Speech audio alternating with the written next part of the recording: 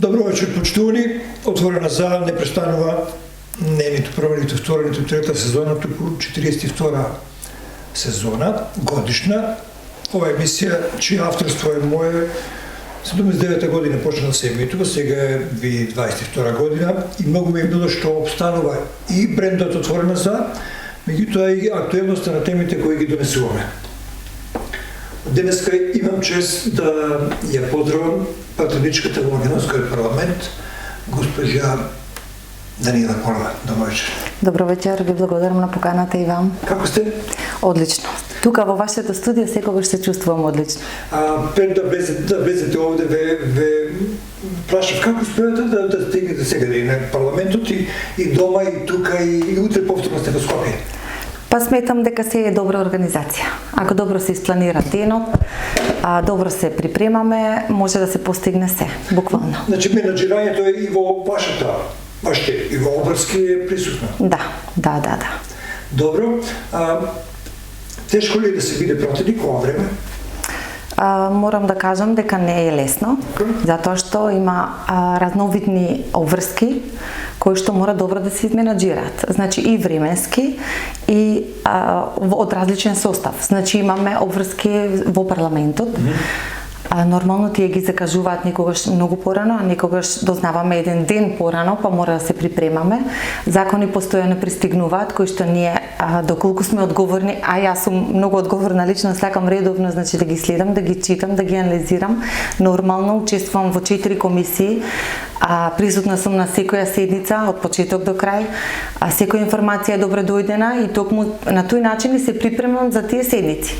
Но покрај работата во собранието, каде што исто така имам пратеничка канцеларија, исто сум присутна и овде во нашата општина, каде што сум на располагање на сите граѓани и во нашата општина и во регионот, кои што нормално тие денови кога сум овде во мојата пратеничка канцеларија доаѓаат и имат најразновидни проблеми со кои што секако ќе ме запознаат мене, па разговараме и колку што можам се трудам да помогнам во решавање на тие проблеми. Искрено кажете ми, дали очекувавте дека пратеничката функција ќе донесе толку многу обврски кога не бевте пратеник? Не очекував и верувам дека и луѓето не ни знаат што се соочуваме. Меѓутоа јас стојам исправена пред секој нов предизвик и мислам дека добро се носам значи со сите обврски. Покрај ова значи ние сме и представници овде на нашата општина и на нашите граѓани, ние сме народни избраници, народни пратеници и сите проекти, сите буквално се што се спрема во општината, ние се бориме значи како пратеници од различни региони и општини, секој си влече кај својата општина, се бориме што повеќе проекти да има за општината. Така да и во министерствата редовно одиме, разговараме со министрите за сите проблеми овде на здруженијата на граѓаните, исто така сме во контакт со нив. Има голем број обврски, јас сум достапна и на телефон, значи може да ме добијат во секое време, така да мислам дека добро се снајдов во оваа моја да кажам сега нова професија и сега за сега ми е предизвик значи да бидам уште поуспешна и понатаму. За оние неверните доми да е едно објаснување дека вие ниту на една комисија или било кој баш учествува во некој форум во парламентот не доаѓате неподготвени. Што значи тоа?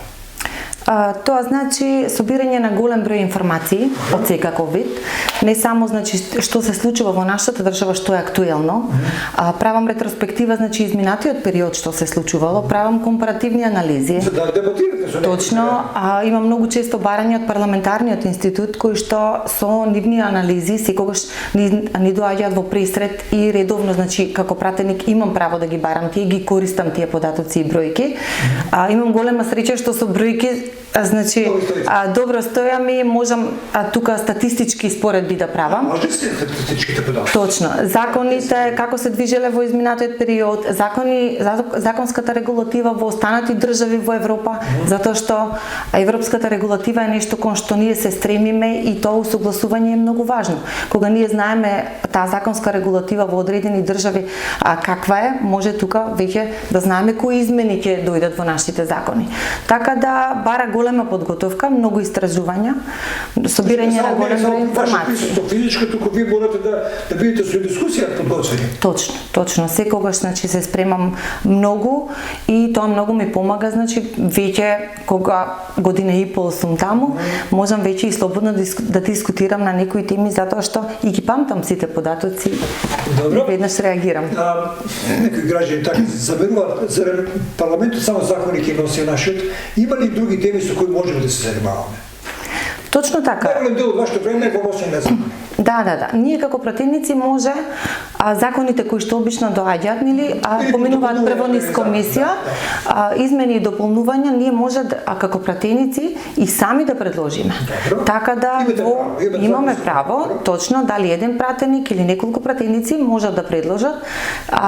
На комисијска расправа се дебатира околу таа законска измена и со останати предлози кои што се прифаќаат или се одбиваат, но во поголем дел се прифаќаат, може да се некој закон промени и да стане многу подобар за примена. Затоа што законот како посегањето на некои измени дополнувања закон да станат применливи, да бидат подобри за пласирање на одредени проблеми што ги имаат луѓето, нели?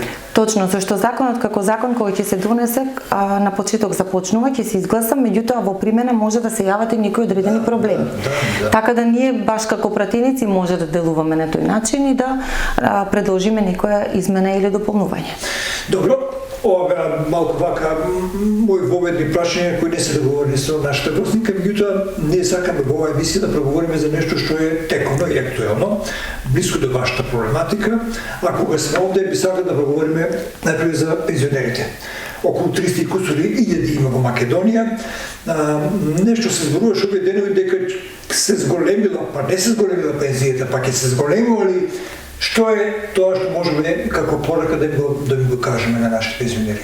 Јас би сакала на сите пензионери и на сите останати граѓани да им дадам одредени податоци за да не настане некоја дилема или да бидат во недоумица за одреденото зголемување што го има на пензиите. Да, имаше едно зголемување. Да, значи тоа што се случува е законски средено, а тоа е 2 пати годишно во јануари и во јули, секоја тековна година да постои одредено порамнување на пензиите и тоа порамнување и усогласување се прави во зависност од тековните трошоци, односно синдикалната кошничка, која што е во моментот, значи јануари и јули. Точно. Бидејќи имаше одредено поскапување на цените, кое што мислам дека беше минимално во рамки на тоа што се случува нели глобално. Зголемувањето беше последното зголемување беше 2,9% и тоа не беше тоа зголемување што го очекуваат пензиите, тоа беше самото усогласување. Што не е зголемување? Тоа е вистинското зголемување на пензиите ќе биде за неколку недели, значи затоа што сега во моментот работи група на експерти кои што се стручни во оваа проблематика и кои што работат на тоа да изнајдат одредена формула со која што ќе можат да ги зголемат сите пензии. Значи тоа е надвор од ова порамнување во јануари и во јули што се случува. Значи треба до крајот на годината да очекуваат уште едно зголемување пензионерите.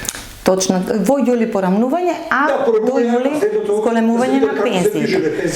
Да, од тоа што јас го имам од пензионерите слушнато и се надевам и дека така ќе биде, моите информации се такви, целта е минималната пензија да се зголеми најмногу.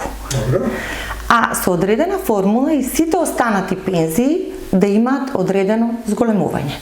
Што е добар податок и добар потек. Би рекол, тие ниски пензии од 10.000 денари добро е да се окрет тие малку повеќе отколку оние со 40 и 30.000 износ колку имаат. Точно така. Тоа лично го протежува. Да, пред 6-7 години пензиите беа многу мали, има зголемување на пензиите, значи тековно се зголемуваат и со порамнувањето, меѓутоа сега ово ќе биде едно поголемо зголемување затоа што ние сме сведоци дека и минималната плата има покачување, има просечната плата покачување, но пензиите конечно дојдоа и се приоритет, еве можам слободно да кажам, на новиот премиер кој што и го најави тоа и еве, мислам можам и тоа слободно да го кажам, работи група експерти на оваа проблематика и се надевам што побрзо ќе дојде до решение.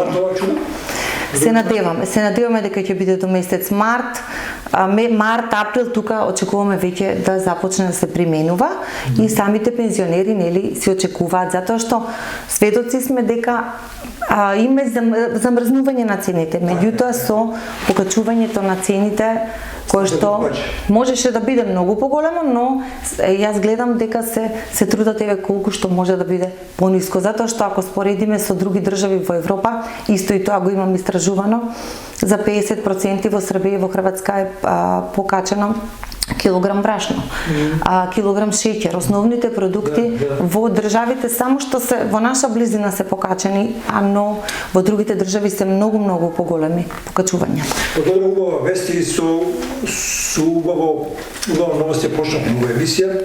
Тиквешкото езеро е наред, како проблематика, ви добивте покана до началникот Митко Јанчев да присуствувате на седница на собрание, не бевте таму, може ли да откриеме причината за тоа? Да, токму заради тоа и сакав овде да го кажам мојот став. Значи не може во тој момент заради здравствени причини да отидам. Меѓутоа би кажала некои работи кои што после тоа ја проследив нели цела дебата што се одвиваше, беше доста продуктивна таа дебата. Се донесоа одредени заклучоци, јас само би кажала овде некои информации, некои податоци кои што јас ги имам, затоа што кога некоја тема не интересира како што е Тиквешкото езеро, па и во нашиот регион, и знаеме колку сме сите емотивно врзани за Тиквешкото езеро, мислам дека треба да ги знаат граѓаните и тие податоци. Општо прво, значи како податок да кажам дека ние како држава сме енергетски зависна држава, значи некаде 66% од производството наше може да ги задоволи потребите на нашите граѓани. Цело друго, значи до 100% се увезува изминативе години. 2014 имало многу голем увоз, 57%, но сега тој увоз постепено се намалува. Што е целта? Целта е да се изградат што повеќе енергетски капацитети. Последните 20 години ние ако анализираме има многу малку вложувано, значи во енергетиката. Сега моментално само последните 2 години има огромни инвестиции во енергетиката. Ако тие инвестиции веќе се започнати и се реализираат, веќе ќе може да се намали тој товар на Тиквешкото езеро, значи за производство на електрична енергија. Например, веќе спомнам, започната е процедурата за хидроцентралата Чебрен. Таа е веќе до втора фаза стигната. Можам да ги спомнам, значи ветерниците кои што веќе се започнати да се реализираат, а тоа се вирови, значи тоа е во делот на Кривогаштани, Куманово, Стипион, енергетскиот парк, соларен парк, значи кој што се инвестира во моментот, и има уште многу други кои што има точно опледен таргет на колку домаќинства би задоволиле тие. Така да со тоа би се намалувал теретот што го имаат сега овие енергетски капацитети. Наша цел е да стигнеме до 100% домашно производство на електрична енергија, но за жал ние тоа го немаме и заради тоа мора нашите капацитети максимално да се искористуваат постојните, а во меѓувреме да увезуваме. Друг важен фактор е што последната година цената на електричната енергија на берза е многу покачена. И со тоа се соочуваат, значи не само ние како држава, туку и цела Европа. Значи таа варира, па можам слободно да кажам и 500 евра од мегават час. Така да многу е таа работа, значи зависи целокупната состојба на Тиквешкото езеро. Друга работа што сакам да кажам е климатските промени, кои што ние може би ги спомнуваме така, но навистина влијаат, поготово последната година која што беше сушна, на се ово што се случува околу нас. Не само Тиквешкото езеро, и природните езера имаат намалено ниво. Особено Преспанското езеро, значи имаме од тамо податоци, исто, иако е природно езеро, истото се случува и таму. Реката Црна, која што е суштински фактор за Тиквешкото езеро, има 30% намален доток. Значи и ова како податок го имаме, и ова информација е точна. Така да, ако земеме ние тука еден голем број параметри кои што влијаат на се оно што се случува со Тиквешкото езеро, и до некаде е разбирлива ситуацијата. Тоа што јас го знам е дека законот не е повреден во ниту еден случај. Затоа што самата работа на хецтиквеш е во два периоди. Еден период е вегетативниот период од април до октомври, кога водата значи има примарна своја функција, а тоа е наводнувањето. А другиот период значи се користи како примарна функција која што во вегетативниот период била секундарна, се користи за производство на електрична енергија. Така да се надевам дека, иако не зависи целосно од нас, дека ќе се подобри ситуацијата и дека ќе има и повеќе дождови, затоа што ние колку еве донесоа и заклучоци на седницата на општината, колку еве како пратеници да се залагаме и заклучоци да се донесуваат, ако нема дождови, се е џабе. Моментално има држави, ќе спомнам Португалија, има проблем со вода за пиење. Значи, во некои држави каде што има вакви сушни периоди кои траат подолго, веќе тоа станува проблем, кој што може да се каже дека е проблем на глобално ниво. Заради тоа ние треба повеќе се посветиме на тие на екологијата и тие климатски промени, последиците од нив, да се заштитиме како народ и нормално нели оваа ситуација да може да ја промениме колку што може да зависи тоа од нас. Значи јас потполно ги разбирам нели сите тие туристи што имаат куќи, поинаку изгледало пред неколку години, но сепак ситуацијата од најмногу зависи од дождовите, од снегот, од самите климатски промени и од нормално колку вода ќе има понатаму. Колку и ние нешто да правиме, нема да може да помогнеме затоа што не е целосно ова зависно од човечкиот фактор. Воопшто не е прекина дискусијата, ќе поставам неколку подпрашања во функција на ова што говоревте. Зарем 1% учество во производството на струјата кај Стиквеш ќе биде доволно или подобрување на хидропотенцијалот во Македонија. Толку 1% учество Тиквеш. 1%. Број 2. Тиквешкото езеро, се рече на седницата, било градено за наводнување на Тиквешкото поле. Тоа е број 1, а број 2 е производство на електрична енергија. Број 3. Општина Кавадаци последниве неколку години вложила доста пари да доведе вода, да изгради патишта, електрична енергија и така натаму, се туристички да го развива овој локалитет. Сега, нема ли да се смени, или какво е вашето мислење со промената на флората и фауната во самото езеро? Рибниците масовно се сочуваат со помор на риби, некои видови на растенија исчезнуваат заради хроничното немање на вода. Во една таква биоценоса, овој систем, овој екосистем, би рекле, не може да остане. Ако уште 1-2 години продолжи најреално, според јавната расправа која беше водена овие делови во Соколите на општината, нема да има сила да се одржи. Со оглед на тоа што подолго време овде нема зелено, не се ствара, нема доток на вода. Или еден друг податок. Ако езерото е долго 29 км, од 15 км до 30 нема воопшто вода. Има само корито по кој тече Црна река. Тоа е катастрофа. Ние направихме неколку снимки, тоа се навистина поразителни слики кои до сега ги нема видена. Еден ваш коментар. Како човек, некако пратен. Да, јас прво би кажала дека во тоа што го напоменав, енергетската криза не доведе до таму да секој процент на производство на струја ни е важен. Затоа што ако ние застанеме со производство на струја, макар и 1%, треба таа струја да се купи, да се плати и сметките на граѓаните да се покачат. Ако се сложат граѓаните да имаат повисоки сметки за струја, и тоа 50-100%, може да се наполни пак езерото и сите други капацитети. Меѓутоа, приоритетот негов, првите, значи два приоритети, се тоа. И заради тоа, езерото бидејќи и се полни и се празни, периодот на полнење е март-април, очекуваме дека овој период, значи, ќе се... Тешки околности што имаме сега, стек па и може да... врати, точно, ќе се врати во нормална. Значи, искрено треба да се загрижиме и нас приоритетни се граѓаните. Не сакаме, значи, цело тоа да се одрази врз нивниот джеб и сметките да се покачуваат.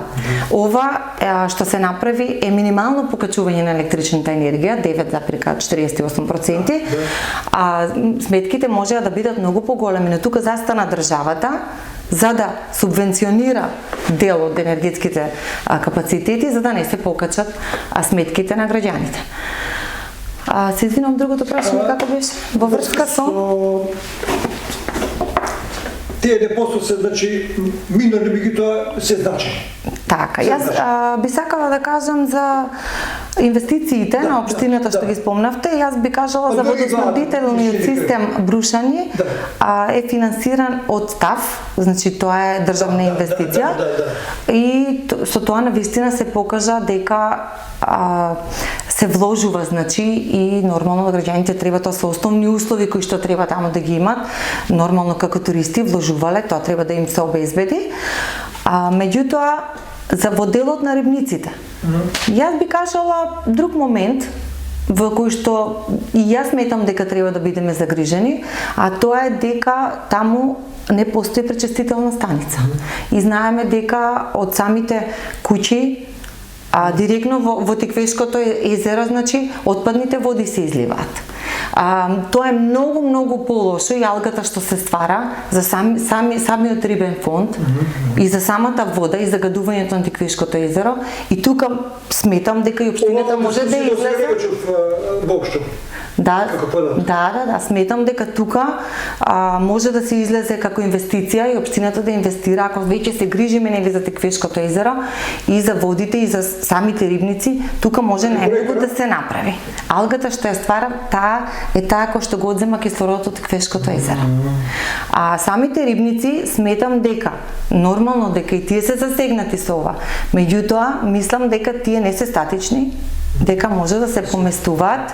Сега нормално, моментално е ова решение со кое што ќе бараат друго место на кое што може би малку и подалеку би било за нив, но како привремено решение, додека не се среди ова сега криза која што на езерото, ама е ова глобален проблем со кој што се бориме и треба заеднички да се избориме, и за да не се пред се удри под джебот на граѓаните, значи моментално е ситуација со која што би можело, нели, да се справи. За промена на таа минимална кота на Тиквешкото езеро, овој одбор за спас на Тиквешкото езеро сака да се подкрене таа минимална кота, под неа да не се врши експлоатација на водата.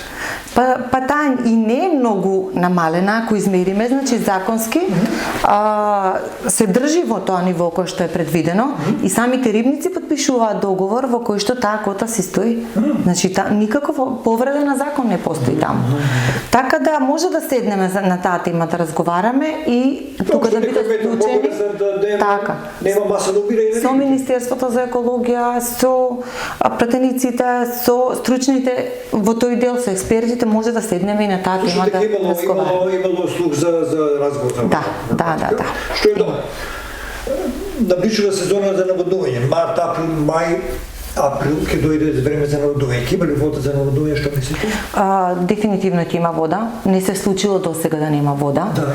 Јас морам да кажам и пак ќе напоменам. Ние сме сведоци што се случуваше како природно езеро до Иранското езеро. Така. Значи, од грчката страна имаше толку многу проблем за наводнување, што до Иранското езеро почна да го снемува малку по малку, па сега, значи се случија некои промени, се реагираше на време и веќе се врати во нормала. Значи, тоа е тоа кога климатските промени влијаат и мора да се искористи во моментот што е приоритет. Но не треба да губиме надеж. Значи, има многу такви случаи со кои што кога ќе помине, значи, тој период, после ќе се најде решение и може да се врати во нормала. Пред да прашам за некои проекти кои се во моментот значени или пак се реализирани, кажете ми каква е соработката на Социјалдемократскиот сојуз на Македонија, баш и на раководството овде со локалната власт? Како го оценувате? Значи, ние како локална и централна власт мора да се соработува. Нормално, значи, како законодавна власт, ние пратениците сме представници на граѓаните и нормално сите проекти како општина и ние ги застапуваме.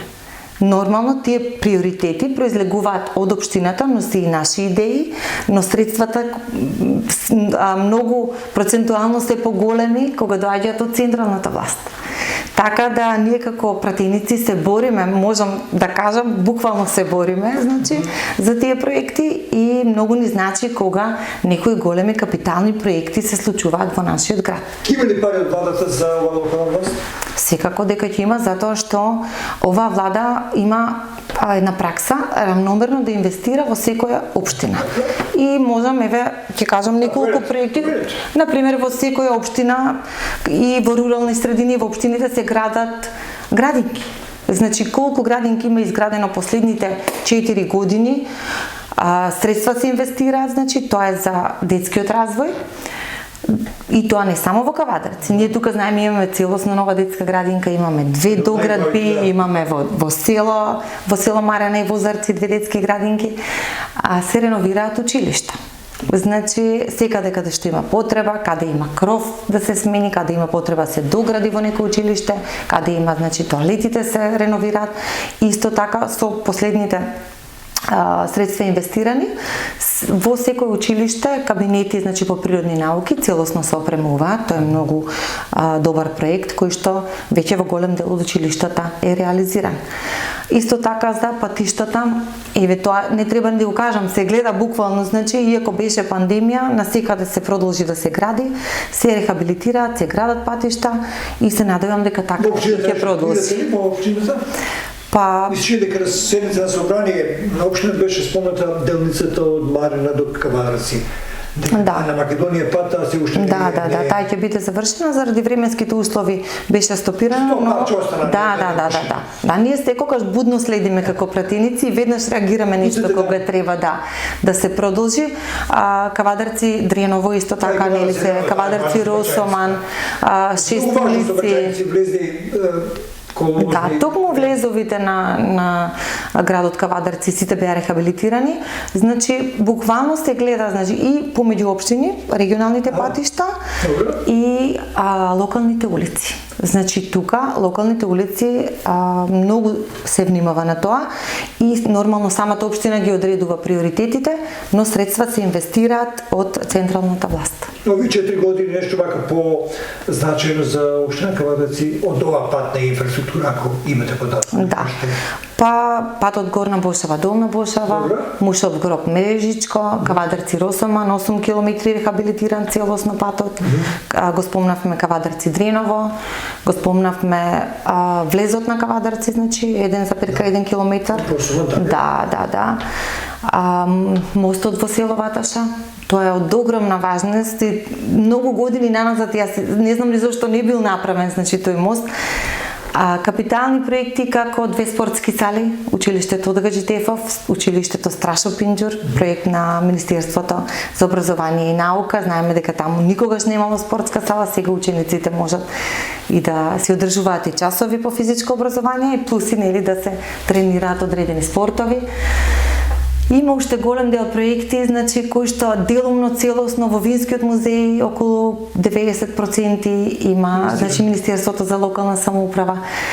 Многу има проекти кои што самите општини аплицираат и ги бараат, но добро е што оваа власт има слух и тие проекти ги одобрува. Пак ќе кажам, многу се внимава на рамномерниот регионален развој. Значи, не е само во Кавадарци. Има во Струмица, има во Куманово, во некои општини има дури по 2 целосно нови детски градинки. Значи, ако има потреба, се градат тие градинки. Тоа е многу добро, затоа што буквално се забележуваат тие промени кои што се прават во секоја општина.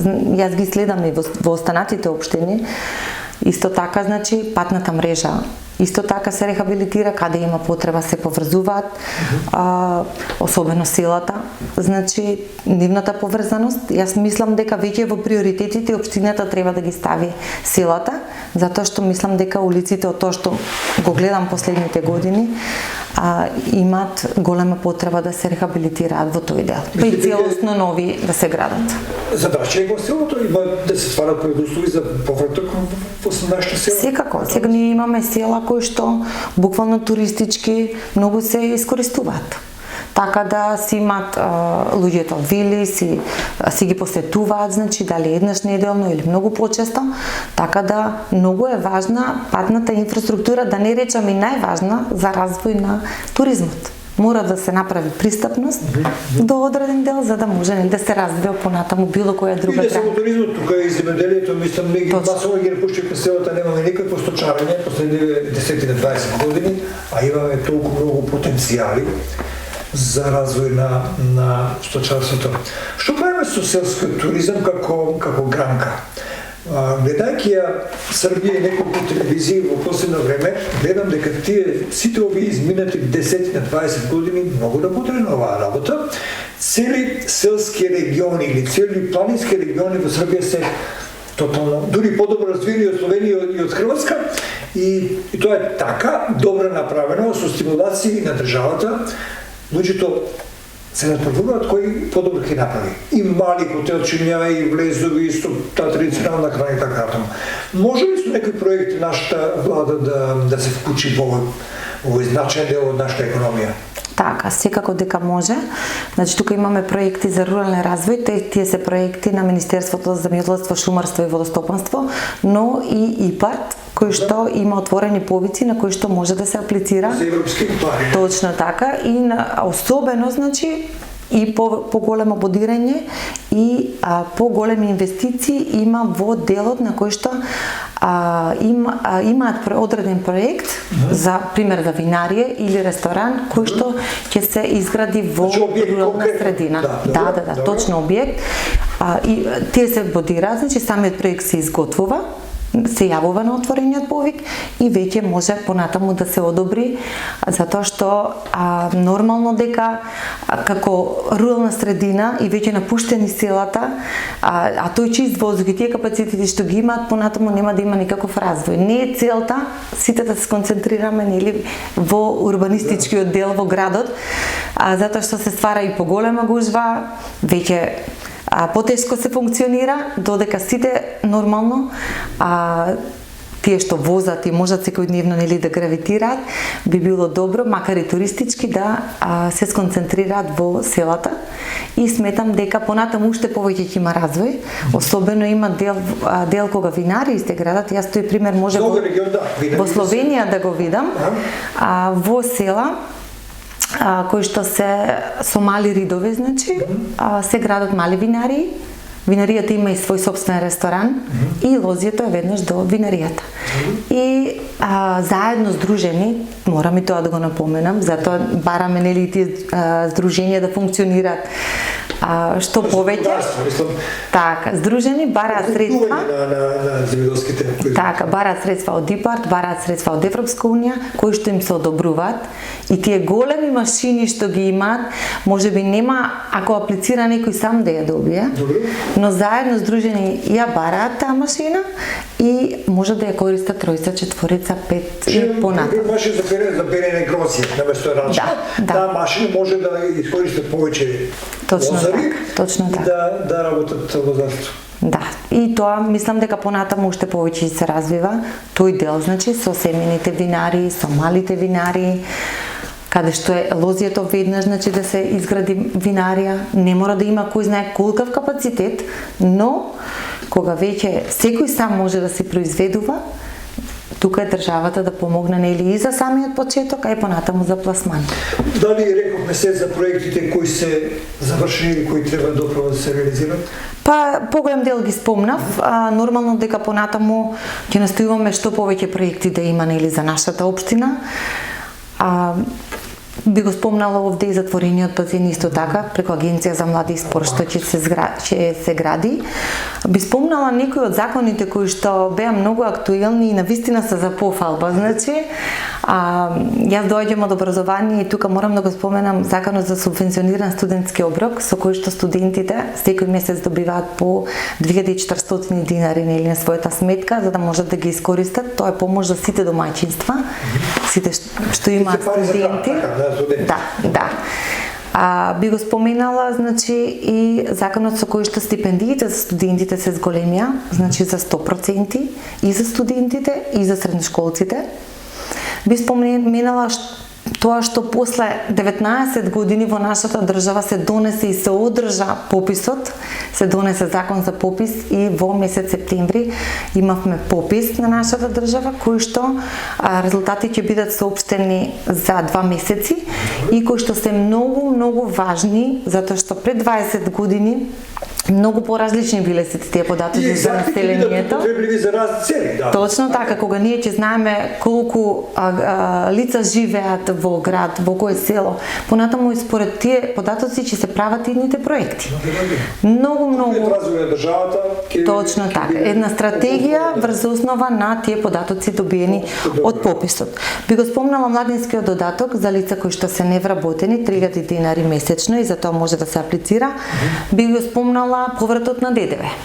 Значи, на почетокот можеби беа дел и од експертите и од јавноста скептични за тој закон, меѓутоа знаеме дека со самото скенирање веќе сите што пазаруваат сами си ги барат фискалните сметки. Од една страна се намалува сивата економија, а од друга страна и повратот на ДДВ си тече нормално и лицата секој лице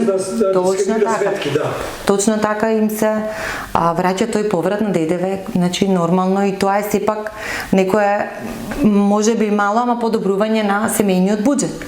Така да се носат закони на вистина што се од корист на граѓаните. Имаше еден закон за легализирање на бесправно изградени објекти кој што беше не беше подпишан од претседателот, меѓутоа сега е пак на дневен ред на 10 февруари видоизменет. Се надевам дека сега ќе помине затоа што од граѓаните што ме контактираат има многу заинтересирани за тој закон и кога ќе се изгласа веќе ќе може да си го регулираат статусот на нивните објекти. Ке чествуваме ли денеска емисијата Стева Бочетоток во петок за Гоце Делчев 150 години? Како ради? Јас искрено да ви кажам сум поканата во Скопје ќе бидам во црквата Свети Спас и во гробот, Да, значи во делегација сум таму кај што ќе положува цвеќе.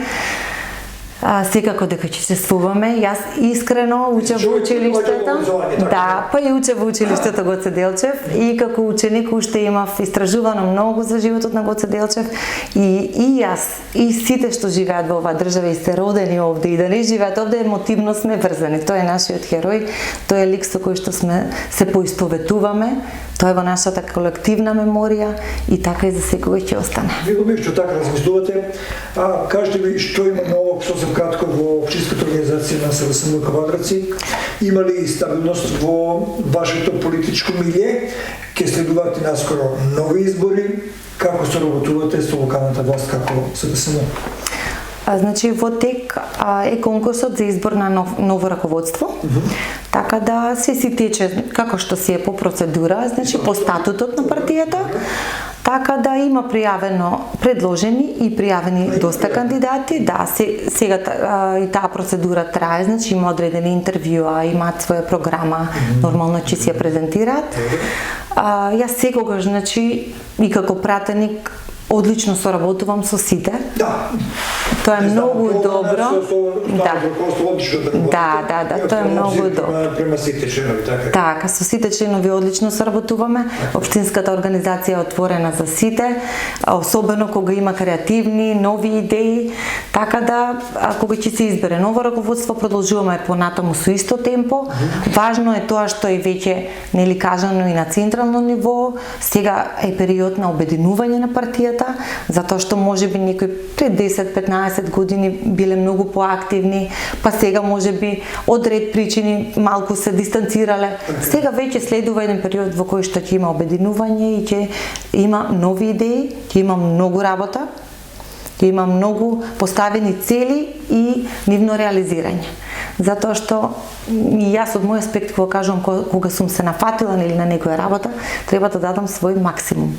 Ако одговорам на таа работа, продолжувам, ако не успеам да одговорам, можеби и не сум за таму, но секој треба да си ги знае потенцијали. За таа соработка со локалната самоуправа, како е работата?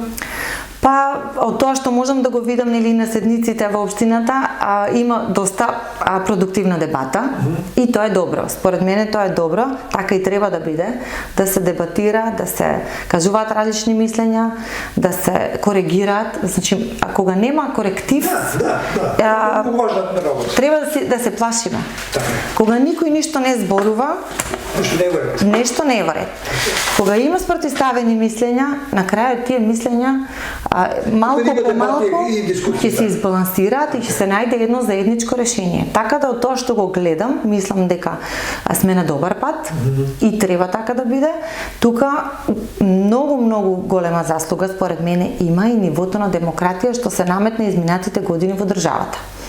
Од една страна, што сметам јас, е многу позитивно, затоа што секој може да си го каже своето мислење, треба да биде слушна, така треба да биде. Меѓутоа, од друга страна, знае да се злоупотреби тоа по социјалните мрежи или на некој друг начин, што не е во ред и тоа треба на некој начин да се најде модул. Точно така, како општество, треба да созрееме за ова ниво на демократија, но во секој случај, ова што го имаме сега е, според мене, бесценето. Да може секој да каже, буквално, Треба можеби да размисли за некоја работа, ама на својот став слободно може секој да си го искаже. Како и вие ова вечер, нели? Да. Колеба секогаш ова студио отворено за вас. Ви благодарам, јас секогаш се чувствувам пријатно овде. И вие сте одлични водители, разговараме слободно, тоа е многу добро. Благодарам. Повелете кога имате со нови соопштени или новости како ова првата што беше за пензиите, позитивни такви вести носите, ние ќе бидеме многу задоволни што ќе бидеме само трансмитерито гледачите со убави вести. Да. Благодарам, посакам убав вечер, честувањето да го точно да ја помине убаво. Ви благодарам, вам секако ќе помине убаво. Се не убаво. Почитувани гледачи, толкова беше нашата средба и разговор во емисијата Отворена за со Даниела Колеба, пратеник во Македонскиот парламент. Пријатна вечер со нашата програма.